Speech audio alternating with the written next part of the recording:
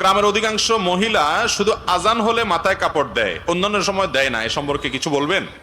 আজান হলে মাথায় কাপড় দেওয়া এটা কোনো জরুরি বিষয় না, অথচ সে ওই জায়গাতে দিচ্ছে, আবার যেখানে দেওয়া দরকার ওখানে দিচ্ছে না। এই হলো আমাদের অবস্থা। আজানের সময় মাথা কাপড় দেওয়ার কোনো নির্দেশ কোরআন হাদিসে দেওয়া হয় নাই। যদি আপনি বাসা বাড়িতে থাকেন, আপনার নিজের ঘরে থাকেন, যেখানে পরপুরুষের দৃষ্টি পড়তেছে না, সেখানে আপনার মাথার কাপড় না থাকলেও অসুবিধা নেই। আজান অবস্থায়ও যদি মাথায় কাপড় না দেন তাতেও কোনো সমস্যা নেই। আজানের সাথে মাথা কাপড় দেওয়ার কোনো সম্পর্ক নাই। কিন্তু পরপুরুষের দৃষ্টিতে আপনি পড়েন, বাহিরে গেছেন, তখন আপনাকে পর্দা মেনটেন করতে হবে, আপনার সৌন্দর্যকে অপ্রকাশিত করতে হবে। এবং আল্লাহ বলেছেন ওয়ালা ইউবদিনা যিনাতাহুন্না ইল্লা মা যাহারা মিনহা, শরীরের নিজের সৌন্দর্যকে যেন নারীরা প্রকাশ না করে অন্য পুরুষদের সাথে যারা গায়রে মাহরাম তাদের সামনে। অতএব মাথায় কাপড় দেওয়ার সম্পর্ক হলো আপনি গায়রে মাহরামের সামনে আছেন, তখন আপনি মাথায় কাপড় দিবেন, সৌন্দর্যকে আপনি ঢাকবেন, পর্দা করবেন। আর গায়রে মাহরাম নাই, বাসা বাড়িতে নিজের মাহরামরা আছেন, সেখানে মাথা কাপড় না দিলেও সমস্যা নেই। আমাদের দেশে অনেক জায়গায় মাথা কাপড় দেওয়ার জন্য মহিলারা বলে, মহিলাদেরকে বলা হয় যত রকমের ভুল ফতোয়া আছে এগুলা সবগুলা মহিলাদের উপরে বেশি জারি করি আমরা, ঠিক না বেঠিক? বলো যে গোসল ফরজ হলে বাচ্চাকে দুধ খাওয়ানো যাবে না, গোসল ফরজ হলে বেশি সময় শুয়ে থাকা যাবে না, ছেলেটা ঠিকই শুয়ে থাকে। বলে রান্না বাড়া করা যাবে না, যত ফতোয়া আছে সব কার উপরে? ওই মহিলার উপরে। এটা ঠিক যে গোসল ফরজ হওয়ার পর দেরি না করে তাড়াতাড়ি গোসল করা উত্তম, কিন্তু এর মানে এই না যে গোসল ফরজ হয়েছে এখনো নামাজের ওয়াক্ত হয় নাই, দেরি আছে, তাহলে দেরি করলে তার গুনাহ হয়ে যাবে বা ওই অবস্থায় কাজ করলে তার সেটা হারাম হবে, এমন কোনো কথা নেই। উল্টা পাল্টা ভুলভাল ফতোয়া দিয়া মহিলাদের উপরে বেশি জুলুম করা হয় আমাদের দেশে, এগুলা করা যাবে না। তাহলে মাথায় কাপড় দেওয়ার সাথে আজানের কোনো সম্পর্ক, এটার সাথে গায়রে মাহরামের সম্পর্ক কোথাকারটা কোথায় নিয়ে আমরা লাগাই। তবে এটা ঠিক যে আজানের সময় আল্লাহর নাম শুনে তখন শ্রদ্ধার কারণে অনেক মহিলা মাথায় কাপড় দেয়। তখন শ্রদ্ধার কারণে মাথায় কাপড় না, তখন মুখে আজানের জবাব দিতে হবে। তখন কি দিতে হবে? আজানের জবাব দিতে হবে। যেটা করা লাগবে ওইটার খবর নেই, আরেকটা করতেছে। আল্লাহ আমাদের সবাইকে হেদায়েত দান করুন। মেয়েদের জন্য নূপুর পরা কি জায়েজ আছে? মেয়েরা পায়ে নূপুর পরতে পারে, শর্ত হলো সে নূপুরে কোনো প্রকার মিউজিক থাকতে পারবে না। যদি নূপুরে মিউজিক থাকে তাহলে সেক্ষেত্রে সেই নূপুর পরা জায়েজ নয়। আম্মা জান আয়েশা রাদিয়াল্লাহু তাআলা আনহার বাসায় এক ভদ্র মহিলা এসেছেন, তার পায়ে নূপুর পরা ছিল এবং সেখানে মিউজিক ছিল।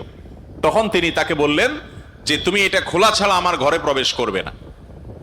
অতএব মিউজিকের যদি কোনো ব্যবহার থাকে কোনোভাবে তাহলে সেটা জায়েজ নয়। আর যদি মিউজিক না থাকে কিন্তু নূপুরের একটা আওয়াজ আছে, সে আওয়াজ এবং নূপুর পায়ে পরার পর যে পায়ের সৌন্দর্য, এটা পরপুরুষের সামনে যদি প্রকাশ না করেন কোনো মা কোনো বোন, তাহলে তার জন্য এটা জায়েজ আছে। যেমন তিনি তার বাসা বাড়িতে পরে থাকলেন, অথবা তিনি এটা পরার পর রাস্তাঘাটে এটা প্রদর্শন করে বেড়ালেন না, বরং তিনি এটা পরে তার স্বামীর সামনে তিনি গেলেন, মাহরামদের সামনে তিনি গেলেন, ঘরে বাড়িতে একান্তে তিনি পড়লেন, পরপুরুষের সামনে রাস্তাঘাটে এটা পরে প্রকাশ করে বেড়ালেন না। এরকম যদি হয় তাহলে সেই নূপুর পরা অবশ্যই জায়েজ আছে। মহিলা সাহাবীদের অনেকেই নূপুর পরেছেন বলে বর্ণিত আছে বিভিন্ন হাদিসে, বিধায় এটি জায়েজ আছে।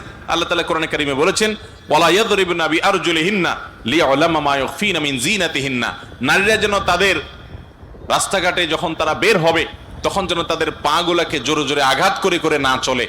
যদি এরকম করে এ উদ্দেশ্যে যে তার পায়ে যে নূপুর আছে অথবা যে সৌন্দর্য আছে এটা যেন প্রকাশিত হয়, এগুলা জাহির করার জন্য যেন সেরকম ভাবে সে না চলে।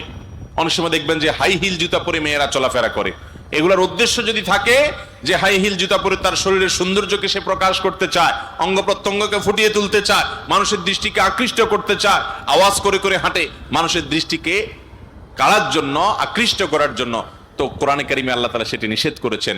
কারণ একজন নারী, মুসলমান নারী, তার ভিতরে আত্মসম্মান থাকবে, তার ভিতরে ব্যক্তিত্ব থাকবে, তার ভিতরে এই মানসিকতা থাকবে যে আমার সৌন্দর্য নিয়ে রাস্তায় যে কোনো মানুষ মনে মনে বাজে চিন্তা করবে, আমাকে নিয়ে বাজে কল্পনা করবে, জল্পনা করবে, মনে মনে জেনা করবে, এই সুযোগ আমি দিতে পারি না। এটা হলো একজন ঈমানদারের ব্যক্তিত্ব, এটা হলো তার পার্সোনালিটি, এটা হলো তার আত্মসম্মান। আর যার মধ্যে আত্মসম্মান নাই সে তার রূপ তার সৌন্দর্যকে রাস্তাঘাটে বিলিয়ে বেড়াবে, ফেসবুকে বিলিয়ে বেড়াবে, ইউটিউবে বিলিয়ে বেড়াবে। এটা দেখে কত সহস্র মানুষ তাকে মনে মনে জেনা করবে, মনে মনে জল্পনা কল্পনায় তাকে খারাপ ভাবে চিন্তা করবে। এটা একজন অমুসলিম বা একজন ফাসেক মানুষ করতে পারে যার ভিতরে আত্মসম্মান আছে, আত্মমর্যাদা আছে, তিনি কখনো তাকে নিয়ে বাজে চিন্তা করার পথ সুগম করে দিতে পারেন না। এজন্য একজন নারী সবসময় তার এই সৌন্দর্যকে পরপুরুষের সামনে, রাস্তাঘাটে মানুষের সামনে প্রকাশ করে বেড়াবেন না, কারণ এগুলো প্রকাশ হলে কি হবে সেটা আমাদের সবার কাছে জানা। যদি কেউ বলে না তার সৌন্দর্য সে প্রকাশ করবে, কারোর মনে খারাপ হলে তার দোষ, সে নিজের মন নিয়ন্ত্রণ করুক, তাহলে বলতে হবে যে আল্লাহ রাব্বুল আলামিন মানুষকে সৃষ্টি করেছেন যে পুরুষ নারীর প্রতি, নারী পুরুষের প্রতি একে অন্যের প্রতি আকৃষ্ট হয়। অতএব এখানে আকর্ষণের সমস্ত পথ খোলা রেখে যদি বলা হয় না তোমার মনটাকে সোজা করো, মনটাকে ভালো করো, এটা পৃথিবীর সবচাইতে অযৌক্তিক কাজগুলোর একটা। দুনিয়াতে কোনোদিন এটা সম্ভব হবে? তথাকথিত পশ্চিমা দুনিয়ার দেশগুলোতে দেখেন, সেখানে নারীরা অনেক খোলামেলা, অনেক অশ্লীল পোশাক আশাক পরে চলাফেরা করে। সেখানকার পুরুষদের মন, তারা অনেক শিক্ষিত, তথাকথিত সভ্য, তারা আমাদেরকে অনেক সভ্যতার সবক শিখায়। তাদের দেশে নারীদের প্রতি পাশবিক নির্যাতন হয় নাকি হয় না? বরং পৃথিবীর অন্য অনেক দেশের চাইতে বেশি হয়। ভাইরা আমার, এই কারণে আল্লাহর দেওয়া সিস্টেম এবং বিধানের বাইরে মানব জাতির কল্যাণ কখনো নিহিত থাকতে পারে না। এই জন্য একজন নারী তিনি নূপুর অবশ্যই পড়তে পারেন, কিন্তু সে নূপুরে যেমন মিউজিক থাকতে পারবে না, তেমন সেটা রাস্তাঘাটে পরপুরুষের সামনে দেখিয়ে বেড়ার মানসিকতা থাকবে না।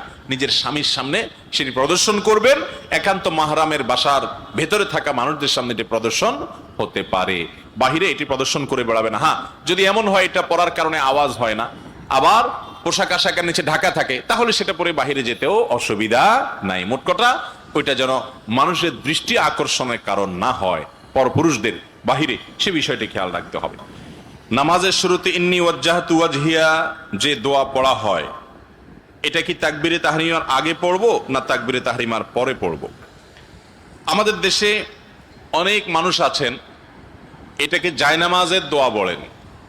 আপনাদের এলাকায় আছে যে ইন্নী ওয়াজ্জাহতু ওয়াজহিয়া লিল্লাযী ফাতারাস সামাওয়াতি ওয়াল আরদা হানিফা ওয়া মা আনা মিনাল মুশরিকিন, এই দোয়া জায়নামাজে দাঁড়িয়ে নাকি পড়তে হয়। মূলত জায়নামাজে দাঁড়িয়ে এই দোয়া পড়তে হয় এরকম কথা হাদিসে বর্ণিত হয় নাই। সহিহ মুসলিমের হাদিসে আসছে নবী করিম সাল্লাল্লাহু আলাইহি সাল্লাম যখন সালাত শুরু করতেন, সালাতের জন্য দাঁড়াতেন, তখন এই দোয়া পড়তেন। তো এর অর্থ কি? এর মানে কি সালাত শুরুর আগে না পরে? তো এই সম্পর্কে বিভিন্ন বর্ণনায় যে শব্দ এসেছে তা হলো নবী সাল্লাল্লাহু আলাইহি সাল্লাম আল্লাহু আকবার বলার পর, অর্থাৎ তাকবীরে তাহরিমা দেওয়ার পর এটা পড়তেন।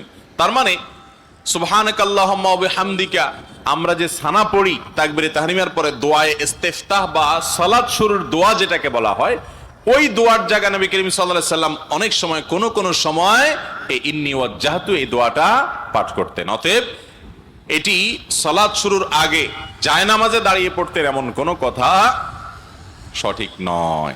এটি মূলত সুবহানাকাল্লাহুম্মা ওয়া বিহামদিকার জায়গায় নবী সাল্লাল্লাহু আলাইহি সাল্লাম পড়তেন, কারণ হাদিসে পরিষ্কার ভাবে আল্লাহু আকবার বলার পর তিনি বলতেন, এটি প্রমাণিত। অতএব এটি জায়নামাজে দাঁড়ানোর দোয়া হিসাবে যেটি আমরা জানি সেটি সঠিক নয়। হাদিসের আলোকে এটি হলো সালাত শুরু হওয়ার পর সানা হিসাবে পড়া যেতে পারে।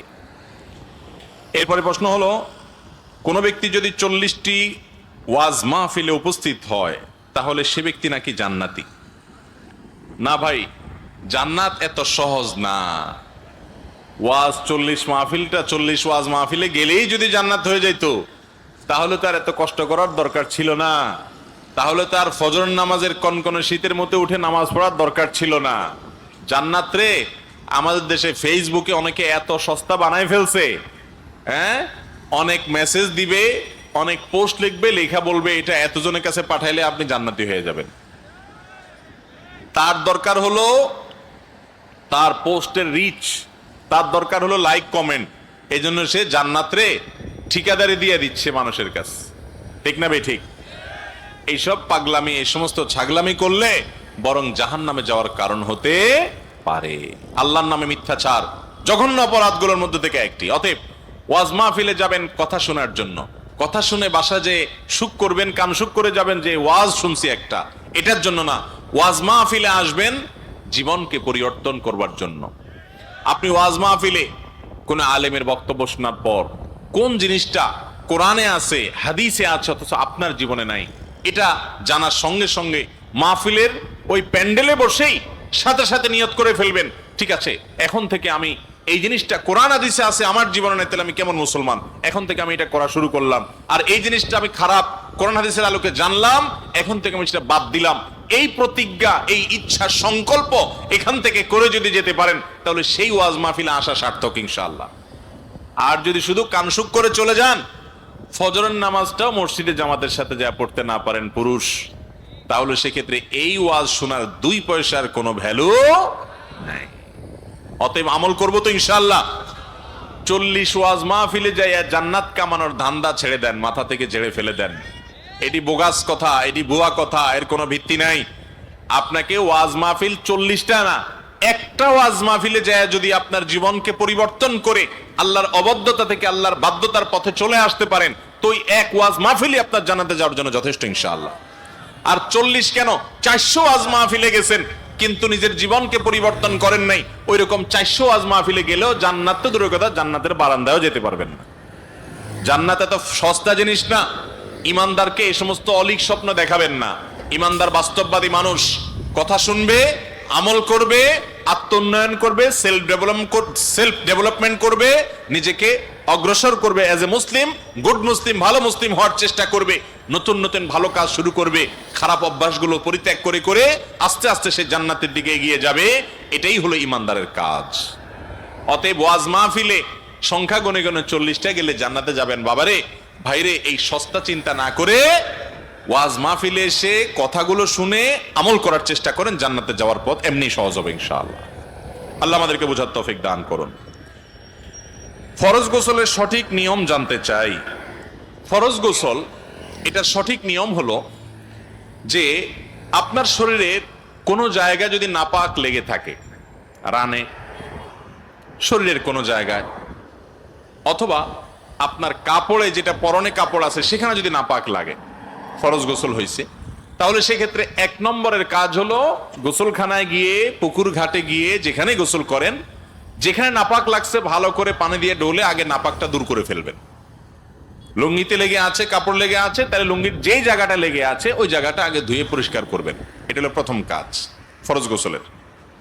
দ্বিতীয় কাজ হলো আপনি অজু করার মতো করে 2 হাতের কবজি আগে ভালো করে 3 বার ধুয়ে, 3 বার কুলি করে, নাকে পানি দিয়ে, মুখ 3 বার ধুয়ে, হাতের কোনোই পর্যন্ত 3 বার ধুয়ে, 3 বার করে দোনো হাত, এরপরে মাথা মাসায় করে একবার, কান মাসায় করে, এরপর আপনার শরীরে, মাথায়, ডান কাঁধে বাম কাঁধে আপনি পানি ঢালবেন। আর যদি পুকুর হয় তাহলে সেক্ষেত্রে ডুব দিবেন, কিন্তু প্রথমে আগে অজু করে নেবেন। অজুর মধ্যে শুধু পাওটা ধোয়া বাকি রাখবেন, বাকি সব কাজ করবেন। মুখ ধোয়া, হাত ধোয়া, মাথা মাসে করা, এগুলো করে পাও ধোয়াটা বাকি রেখে গোসল শুরু করবেন, বিসমিল্লাহ। এরপরে গোসল করা শেষ হয়ে গেলে আপনি উঠার সময়, বের হওয়ার সময় 2 পা ভালো করে ধোবেন। আর কুলি যখন করবেন, ওই যে অজুর শুরুতে অজু করবেন, কুলি করবেন, ফরজ গোসলের কুলিতে গড়গড়া করবেন। সাধারণ কুলি করলে না, বরং কুলি করে একটু গলার ভিতরে নিয়ে গড়গড় করে গার্গেল করে তারপরে পানি ফেলে দিবেন। এইভাবে 3 বার কুলি করবেন, কারণ ফরজ গোসলের ভালো করে উত্তম রূপে কুলি করতে হয় এবং নাকে পানি দিতে হয়। এরপর আপনার গোসল শেষ, যাওয়ার সময় 2 পাও টাকনো পর্যন্ত ধুয়ে এরপরে কাপড় চেঞ্জ করে আপনি চলে যান। ফরজ গোসল হয়ে গেছে, সাথে অজুও হয়ে গেছে। গোসলের সাথে কি হয়ে যাবে? অজু হয়ে যাবে। এই পদ্ধতিতে গোসল করা হলো সুন্নাত। এটা ছাড়া এমনি মন গড়া আপনি নাপাক টাপাক শরীরে আছে, ওই অবস্থায় পানি ঢালা শুরু করছেন, এরপরে ডলাডলি করছেন, এরকম করলে নাপাক দূর হয়ে গেলে এবং পুরা শরীরের সব অংশ যদি পানি পৌঁছায় দেন, গোসল হয়ে যাবে, কিন্তু সুন্নাত সম্মত অনুযায়ী হলো না। আর সুন্নাত পদ্ধতিতে না হওয়ার কারণে এই গোসলটা হয়তো ফরজ গোসল হয়ে গেল, কিন্তু গোসল করে যে আপনি সওয়াব পাইতেন সেটা কিন্তু হবে না, কারণ সুন্নাত না থাকলে সেটা কি হয় না? সওয়াব হয় না। অতএব ফরজ গোসলের সুন্নাহ পদ্ধতি আমরা অনুসরণ করে ফরজ গোসল করবো ইনশাআল্লাহ। টয়লেটে ঢোকার সময় বিসমিল্লাহ পড়ে ঢুকবেন এবং গোসল করে বের হয়ে আসবেন। একবারে কাপড় চোপড় সব খুলে টয়লেটের ভিতরে একাকি যদি আপনি গোসল করেন, বড় কোনো গুনাহ হবে না, যেহেতু কেউ দেখছে না, কিন্তু এর কারণে ছোট গুনাহ হবে এবং এটা অনুচিত, কারণ আর কেউ না দেখলেও আপনাকে আপনার রব ঠিকই দেখছেন। অতএব সে বিষয়ে যথেষ্ট লজ্জাশীল হবে একজন ইমানদার মানুষ, সে বিষয়ে চেষ্টা করবে। তবে ফরজ গোসলের যে প্রক্রিয়া বললাম, এই প্রক্রিয়া প্রথমে ময়লা নাপাক থাকলে সে নাপাকটা আগে ধুয়ে ফেলবেন, এরপরে অজু করবেন, এরপরে মাথা পানি দিয়ে তারপরে আপনি গোসল শুরু করে বের হওয়ার সময় পাউটা ধুয়ে বের হয়ে চলে আসবেন। গোসলও হয়ে গেছে, অজু হয়ে গেছে। অনেককে দেখবেন গোসলের পরে আবার নতুন করে অজু করে, দেখছেন? এটার কোনো প্রয়োজন নেই। গোসলের পরে অজু করবে সে যে ব্যক্তি গোসল করতে করতে তার অজু চলে গেছে। হতে পারে গোসলের মধ্যখানে তার পেশাব করছে, অথবা বায়ু নির্গত হয়েছে, তাহলে সে নতুন করে গোসলের পরে আবার অজু করবে। কিন্তু গোসলের সময় যে আপনি অজু করেছেন, বাস ওই অজুতেই গোসল এবং অজু দুইটাই হয়ে গেছে, আলাদা অজু করার দরকার নাই। এরপরে প্রশ্ন হলো, মাহরাম ছাড়া মহিলারা 3 বার 7 বার 40 দিন তালিম করতে পারবে কিনা, অথবা এক গ্রাম হতে অন্য গ্রামে যেতে পারবে কিনা? খুবই দরকারি একটি প্রশ্ন।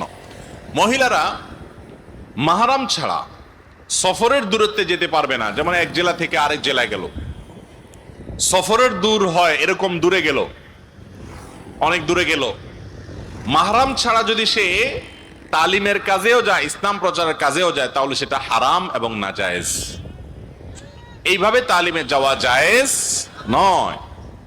দ্বিতীয়ত, এক গ্রাম থেকে পাশের গ্রামে যদি যায়, এক বাড়ি থেকে পাশের বাড়িতে যদি তালিমের জন্য যায়, তার উদ্দেশ্য মানুষকে আল্লাহর পথে, অন্য মহিলাদেরকে আল্লাহর পথে আহ্বান করা, নিজে কোরআন হাদিস অনুযায়ী চলা, এই উদ্দেশ্যে যদি যায় তাহলে সে যেতে পারে কয়েক শর্তে। নাম্বার 1, স্বামী অথবা বাবা যারা অভিভাবক আছেন তাদের পারমিশন নিয়ে যাবে, বাসাবাড়ি সব কিছু ঠিকঠাক করে রেখে তারপরে যাবে। ওখানে যাওয়ার পথে পর্দার সাথে যাবে, সেখানে গিয়ে পর্দা মেনটেন করবে। মন গড়া কোনো কাজ ইসলামে করা যাবে না। অনেক সময় দেখা যায় তালিমের নামে আমরা মন গড়া কাজ করি, এটা উচিত না। এজন্য কোন এলাকাতে মহিলাদের তালিম থাকা উচিত। আমাদের দেশে মহিলাদের দ্বীনি শিক্ষার ব্যবস্থা নাই বললে চলে। পুরুষরা তাদের ঘরের মহিলাদের যেরকম দ্বীন শিখাবে, তেমনি ভাবে অনলাইনে অফলাইনে মহিলাদের দাওয়াতি কাজ করার সুযোগ দিবে। আল্লাহ কোরআনে বলেছেন, আল মুমিনুনা ওয়াল মুমিনাত বাদহুম আউলিয়াউ বাদ। ঈমানদার পুরুষ নারী একে অন্যের পরিপূরক, তারা উভয়ে, অর্থাৎ নারী পুরুষ উভয়ে, ইয়ামুরুনা বিল মারুফ ওয়া ইয়ানহাউনা আনিল মুনকার, সৎ কাজের আদেশ দিবে, অসৎ কাজের বাধা প্রদান করবে। এটা শুধু পুরুষরা করবে না, নারীরাও করবে। তার মানে এই না যে নারীরা অন্য পুরুষদেরকে যায় করবে। নারীদের জন্য আল্লাহ ফরজ করেন নাই এলাকা এলাকায় গিয়ে দাওয়াত। পর্দা পশিদার সাথে থেকে, মাহরাম সাথে নিয়ে, শর্ত মেনে, ফিতনা মুক্ত থেকে সকল শর্ত মেনে করতে পারে, তাহলে তার জন্য এটি জায়েজ আছে, সওয়াবের কারণ হতে পারে। আর নিজের বাসা বাড়িতে আশেপাশে মহিলাদেরকে নামাজের দাওয়াত দিল, নামাজের তালিম দিল, ইসলামের তালিম দিল, এটা জায়েজ আছে, এটা কোনো অসুবিধা নেই। কিন্তু সব কিছুতে মনে রাখতে হবে, ওই যে অভিভাবক, ঘর সংসার, এগুলো বাদ দিয়ে করা যাবে। অনেক মা বোন আছেন তালিম করতে করতে এমন জজবা তাদের যে তাদের ঘর সংসারের প্রতি এত মনোযোগ এখন আর নাই। খুব ডেঞ্জারাস এটা। এটা সওয়াবের নামে গুনাহের পথ উন্মোচন করে। এজন্য বলি, যেখানে মহিলাদের তালিম হয় অবশ্যই এলাকার মান্যগণ্য ওলামায়ে কেরামের তত্ত্বাবধান যেন থাকে, তাহলে সেটা ফিতনা মুক্ত থাকবে ইনশাআল্লাহ। এলাকার আলেম ওলামাদেরকে সেখানে ইনভলভ করবেন, তারা সেখানে দূর থেকে পর্দার মধ্যে থেকে মাইকে কথা বলবেন এবং তাদের সবকিছু মাসলা মাসাইল তাদের কাছে জেনে তাদের তত্ত্বাবধান নিয়ে করবেন। আর না হলে বোনরা আমার, সওয়াবের কাজ করতে গিয়ে গুনাহ হবে।